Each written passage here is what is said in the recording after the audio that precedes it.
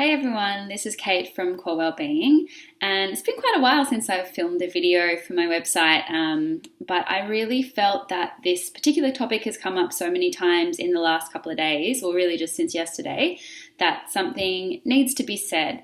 So I don't know if you've seen, there's articles floating around and people are starting to talk about coconut oil and how apparently it's bad for your health and we should stop using coconut oil.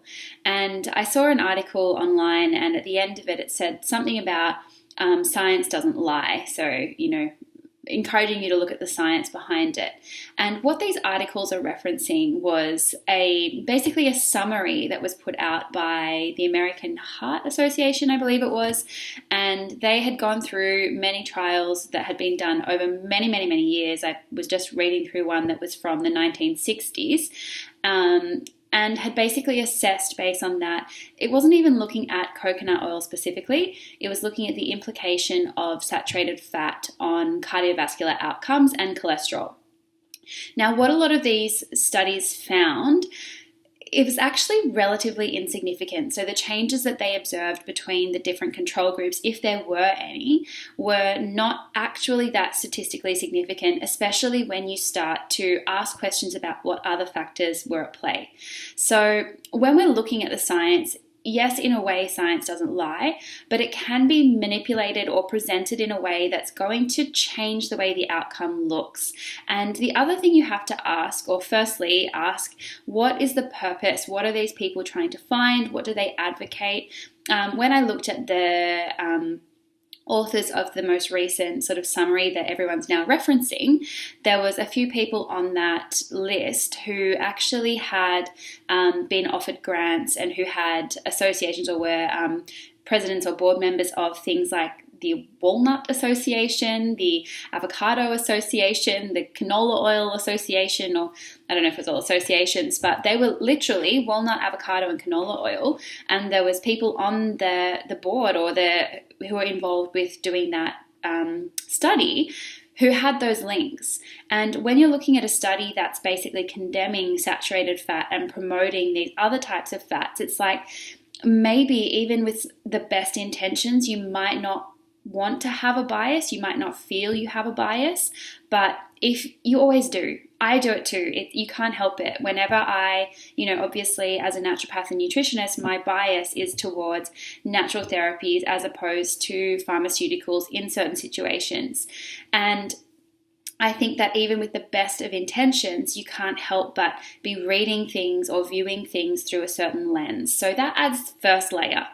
Then the next criticism is it's looking at this whole collection of trials and studies that have been done. So there's no new research that's come out. It's just someone who's gone and done an analysis of what's already existing. And a lot of these studies, like even in the study, it will say, the control group or the sample group of people was too small for it to be relevant to an entire population. A lot of the studies were done on animals, which again, we can extrapolate some information, but we can never make that definitive, yes, because it applied to, there was a few that were done on green monkeys. I don't even know what a green monkey is, but it's like, okay, because it's worked or something has changed for green monkeys, does that mean that it changes for humans? And I'd have to say that in something like cardiovascular disease, from my point of view, the answer would be no. What we know of cardiovascular disease is that it is really multifactorial, and I wholeheartedly believe that diet is one of those factors, but it's not the only factor. So we have to look at things like stress and inflammation and hormonal changes and other like environmental toxins or sleep imbalances or so many things that play into human life that I think we could all agree probably have no or at lesser impact on green monkeys or other animals. Then when they're looking at the studies where they have done dietary changes, what they've observed, so there's been a couple of things. So they either take a group and they change their ratio of saturated fat and make it more polyunsaturated or other types of not saturated fats. Or there's groups where they've taken the saturated fat and reduced it and switched it to be carbohydrate. And what they found in those groups is there actually is no change. So we know, and this doesn't mean that all carbohydrates are bad or that all carbohydrates are going to change your cardiovascular risk picture. That's not it at all. It definitely comes down again to the type of carbohydrate that you're eating and also the type of saturated fat that you're eating. Now, one of the points that I'd really like to raise about this kind of study, firstly, we just have to take coconut oil out of the equation. And I've even got here, so in that report that's now being referenced, it says specifically, clinical trials that compare direct effects on cardiovascular disease of coconut oil and other dietary oils have not been reported. So what all of these articles are now saying is, it's like, okay, well, they found that there may be some risk factor from consuming saturated fats, and they've blanketly applied that to coconut oil. And coconut oil is obviously extremely popular at the moment. It is playing into that kind of health fad, health craze. So makes for a catchy headline of your article, but it's completely misconstrued the intention of what that report was actually trying to say. So that's a huge flaw in itself. The little section of the report, they don't talk about coconut at all until they get to this one section regarding coconut oil, and they basically extrapolated that because coconut oil is high in saturated fat and it's made up of certain constituents within that fat, that it would be they hypothesized that would increase cholesterol and increase cardiovascular risk, even though it hasn't actually been demonstrated in any clinical trials. What was I about to say about, that's right. So when we're looking at the way they do these nutritional studies, what's actually happening, so you take the population and you have to think about the ethics that goes behind a lot of these clinical trials. So they can actually never conduct a trial where the thing that they're testing is, will it cause harm? So you've got to take a standard, and then they're basically looking at improvements to that standard. So is it going to deviate and get better? But you can't, if you went to an ethics committee and said, I want to see if giving this person this is going to make something in their health worse, as far as I'm aware, that's never ever going to get approved. And that's why, and I mean, there's so many reasons why we don't have really good data on nutrition, because we do have so many factors that surround it. So you're never really going to get that great sound data, because you can't. You could say to one person, okay, I want you to decrease your intake of saturated fats. And they'll be like, cool. And they might go away and buy a whole bunch of low-fat products and start eating all these packet foods that on the front says low fat or low in saturated fat. And you could say it to another person, be like, okay, I want you to decrease your saturated fat intake. And they'll be like, cool, and go away and eat heaps of fresh fruit and vegetables. Now, both of those people may have the same intake of saturated fat. They might have both lowered it, but we can see now that the rest of their diet is going to be so significantly different that the outcome, regardless of what it is, you couldn't effectively correlate it and say, yeah, it was the saturated fat that had that impact. So in the studies that have been done on nutrition, they've also identified this. So I've got a few little comments that I've written here. They found that when the saturated fat was replaced with carbohydrates, especially refined carbohydrates, yielded no significant benefit to cardiovascular disease. And they also talked about how there was studies, one in Sydney, so the Sydney Diet Heart Study, they switched saturated fat for margarine, and they found that it had adverse effects on cholesterol and cardiovascular outcomes. So it's there's just so many variables, and it's actually well acknowledged. So if you go and you actually read each of the studies that this analysis has referenced, they in themselves are like, wasn't that significant? Too many variables, sample size too small. It's really impossible to control what people are going to eat unless you put them into, really confined environment. Now, there was one study that I came across, and I have to say, there's a lot listed, so I haven't gone through and read every single one word for word. So please, if there's any gaps that you feel that I have here, or if something is inaccurate, then please reach out and let me know.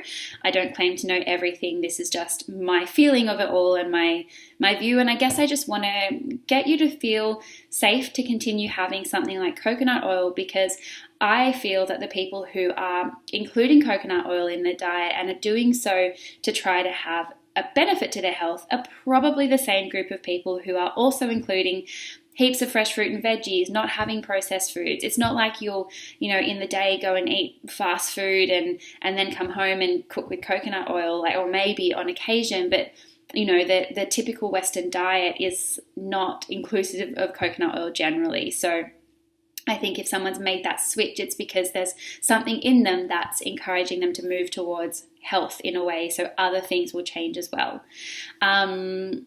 What was I totally lost my train of thought. I'm sorry. There's so much to be said about this. And yeah, I guess we have to take research with a grain of salt and really look at it for what it is. And often there are holes. And yes, it's fantastic that we can start to get data together, and we do learn all the time. And maybe tomorrow or in a year or who knows, we might look back and be like, whoops, coconut oil was actually bad.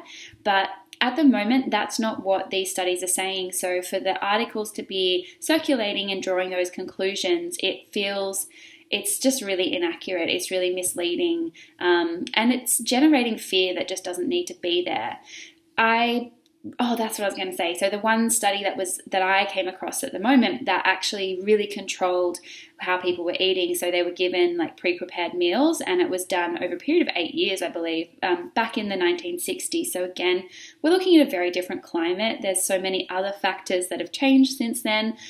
But let's put that aside and we look at how the diet was controlled. And so one group was higher in saturated fat. Again, they didn't actually outline what type of saturated fat it was. Given that it was in the 1960s, I'm going to make an assumption that it wasn't coconut oil. Maybe it was, I could be incorrect, but I would feel it's more likely that it was things like butter. In fact, I'm pretty sure they said it came from animal foods. So meat, fats, and butter and that kind of stuff. And then you had the group that was low in saturated fat and they were using more vegetable oils. But in that particular group, they also had significantly higher amount of phytosterols. So there's a specific constituent within certain plant foods that has actually been found to lower cholesterol. So in the saturated fat group, they didn't have much of that. And in the non-saturated fat group, they had this added thing that already we know to lower cholesterol. So that in itself is flawed because it's like, well, what's having the impact? Is it the saturated fat or is it the other thing that we know is going to impact cholesterol anyway? And that's how it is with health and with our life. It's never just one thing. So we have to really look at the whole picture. I'm not going to go into all my thoughts about cholesterol in this video because I've probably rambled for long enough, but I don't want you to feel fearful of cholesterol. It's a really vital thing that we need in our body. Our brain requires cholesterol, our hormones require cholesterol. It's really not the demon that it's being kind of presented as. What we know, or the best analogy that I've heard about it is that it's like saying that firefighters cause fires because they're always found at the scene of the crime. So yes, when people have these cardiovascular events and they go in and they have a look at the arteries and they may find that they're clogged with cholesterol plaques, so then the cholesterol is implicated and we suddenly think, okay, this person's had a heart attack, their artery's blocked and there's cholesterol blocking it, it must be the cholesterol. But in fact, what we know is that when we have areas of inflammation or degradation of some kind, the cholesterol actually rushes to the area to act almost like a band-aid. So the cholesterol becomes a secondary issue, but it's not the cause of the problem. There's always those other underlying factors, and we have to just keep asking the question, why is that happening? Why is that happening? And not just try to pin it on something. Because it's really only giving us like this much of a really, really complex picture. So what you can take away from this video is please don't believe everything you read, even the science. It's important when you're reading research papers or any sort of analysis or, summary of findings that you put it back into context and you ask some of those other questions. I don't believe that people who are writing these articles necessarily are trying to manipulate you or sway you in a certain way. I think, even when you're in something and perhaps you're the researcher conducting the trial, you become so focused on what you're looking for that it can become difficult to step back and see a broader view. And that's where it's important to get advice from clinicians and get that other person who can step outside your health picture and view it more holistically. Ultimately, you are the person who knows your health the best. And I think we can all agree that if we can continue eating a diet of healthy whole foods, so lots of fresh fruit and vegetables, meat if you eat it, seafood if you eat it, grains if you eat them, like whatever it is for you. But fresh fruit and veggies should be the cornerstone. Then you're getting heaps of fiber, which in itself is going to lower your cholesterol, as well as all of those antioxidants and other vitamins and minerals that help to fuel your body, reduce inflammation, reduce oxidation. Fruit and veggies all the way. Include coconut oil if it feels right for you. If you don't really like it, don't feel that you have to have it. Other good oils to cook with. I think that butter and ghee are perfectly acceptable choices. I think that olive oil is amazing as well. Just mix it up, moderation, all of those things that are really boring and unmarketable. So I hope that was helpful. I hope that's, released a little bit of that anxiety you might have been having around your consumption of coconut oil. Please don't be fearful of it. And just to say, I have no interest in coconut oil. I'm not like some coconut oil ambassador or anything. There's no benefit for me if you continue to consume it or if you don't. I just really want to give you information that can help you day to day to make the best decisions about your health as possible.